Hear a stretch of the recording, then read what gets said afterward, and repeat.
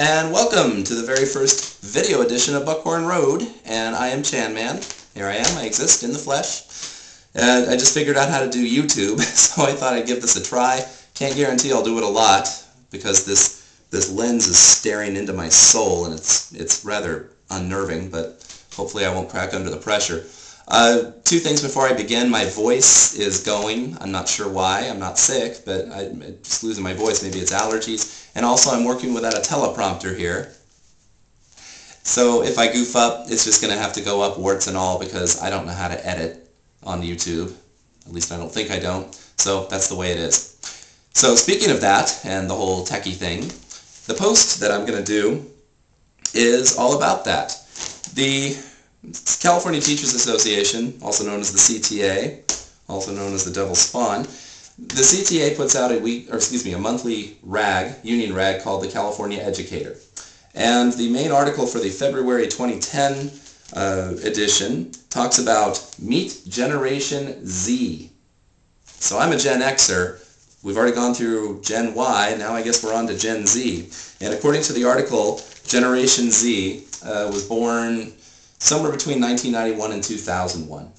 And here is your typical member of Generation Z. It says, Naomi Vandalin from Crocker Middle School with her cell phone holstered and ready. Yes, holstered and ready, her cell phone. If she was in my classroom, her cell phone wouldn't be on her holster on her hip. It would be in my desk drawer, and then it would be in the vice principal's desk drawer as well. And so just that smug, self-satisfied, entitled look on her face just captures it, doesn't it? Doesn't it? Okay. Well, Generation Z. Let's talk about them for a second. They'd rather text than talk. They prefer to communicate online, often with friends they have never met. They don't spend much time outdoors unless adults organize activities for them. They can't imagine life without cell phones. They're growing up in an economic depression and are under tremendous pressure to succeed. Mostly they grow up fast and exhibit behavior far beyond their years. That I agree with.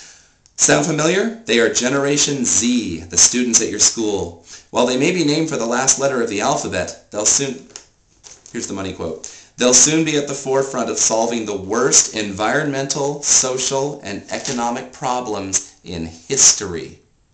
In history, yes. Every generation, for better or for worse, has a set of characteristics that define them. For Gen Z, the dominant trait is that they are masters of multitasking and can talk, text, listen to music, and look up information on the web without missing a beat. I've seen them text, have conversations, and be on the computer at the same time, says Jennifer Kennedy of New Technology High School in Sacramento. They don't think about turning things off to engage in discussions. In their minds, they can do it all at the same time. Yep, good qualifier. In their minds, they think they can do it all at the same time. Trust me, they can't. They try, but they can't. My students are always telling me that they can watch TV and do homework at the same time, and I always tell them, no, you can watch TV, or you can do homework, but you can't do both at the same time, because when you're watching TV, you're not doing your homework. And they don't believe me, but that's the case. Now, this is a very long article, so I'm going to skip to the best part. At the end of the article, they quote Larry Rosen of California State University, Dominguez Hills. So they always got to get that fuzzy-headed college professor in there. And Professor Rosen has a few suggestions for us teachers on how to deal with Generation Z and how to, teach them in the classroom. Some of the suggestions, have a contest to see who can find the information the fastest or information to augment the lecture material. That's fine. Competition, fun. I like it. They like it. He has a couple suggestions here, but that I just, wow. First one is have them look up information online during the lecture. Are you kidding me? Okay, here's the problem with education professors. Oh, Larry Rosen here. He is used to dealing with students who are in their early 20s and beyond and are highly motivated. They're there of their own free will. They've paid to be there in college. Sure, that'll work. Professor Rosen, that won't work so well with middle schoolers. While I'm trying to give a lesson, I don't have time to make sure that 35 or 30 students are on the same web page and are not off trying to get onto internet porn sites or goodness knows what. Not going to work. And then my favorite. Allow them to use technology familiar to them. With exams or worksheets, let them listen to music on their iPods like they do at home. That's what they're used to because they never do homework without music or TV on. Okay, so Professor Rosen, just to recap, wants me to let my students listen to their iPods in class while they're working on a test. And he's serious! Okay, no, I'm not going to do that. I will never do that. Couple reasons. First off, most iPods, most MP3 players have a voice recorder. And I would not put it above my students to read their notes that they've taken in class and then just listen to it. It's like, forget Sarah Palin and the writing on her hand. This is cheat sheet taken to a whole new level.